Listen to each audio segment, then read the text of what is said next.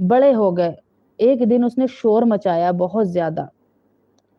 बड़ा बेटा आया, उसने बड़े बेटे को कहा आपके बाप ने मुझे मारा है। उस बड़े बेटे ने कहा अम्मी आप मियाँ बीवी हैं, मेरा बाप है, अब मैं क्या करूं? आप बताएं मैं क्या करूं बाप को अब? आप अपने घर में भी कभी बच्चों से शिकायतें करती होंगी तो देखिएगा आपकी नेकियों का सिला ये होगा कि वो बोलेगा यार मैं क्या करूं, बाबा है ना, अब मैं क्या करूं, मैं उनको क्या करूं। वो बच्चा आया बड़ा, उसने क्या कहा, यार मेरा बाप है, मैं उसके आगे ना मुंह चला सकता, ना जबान चला सकता, ना समझा सकता, आप मियाँ बीवी आपस में बात कर लो।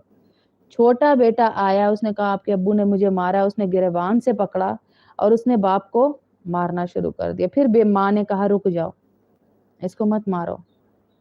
शौहर ने कहा तुमने मुझे पिटवाया इससे, तुमने मेरे साथ ये, कहने लगी मैं आपको समझा रही हूँ। बड़ा बेटा जब मेरा पैदा हुआ तो मैं पर्दा करती थी, मैं हया में थी, मैं अल्लाह का हुक्म नहीं तोड़ती थी।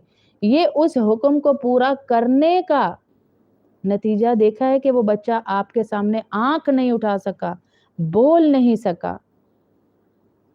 और जब मैं बेपर्दा फिरी आपकी वजह से, ये छोटा बेटा उन दिनों में पैदा हुआ, तो देख लो उस बेपर्दगी का, लोगों की नजरें पड़ने का वबाल कि इसने तुम्हारा गिरेबान पकड़ लिया।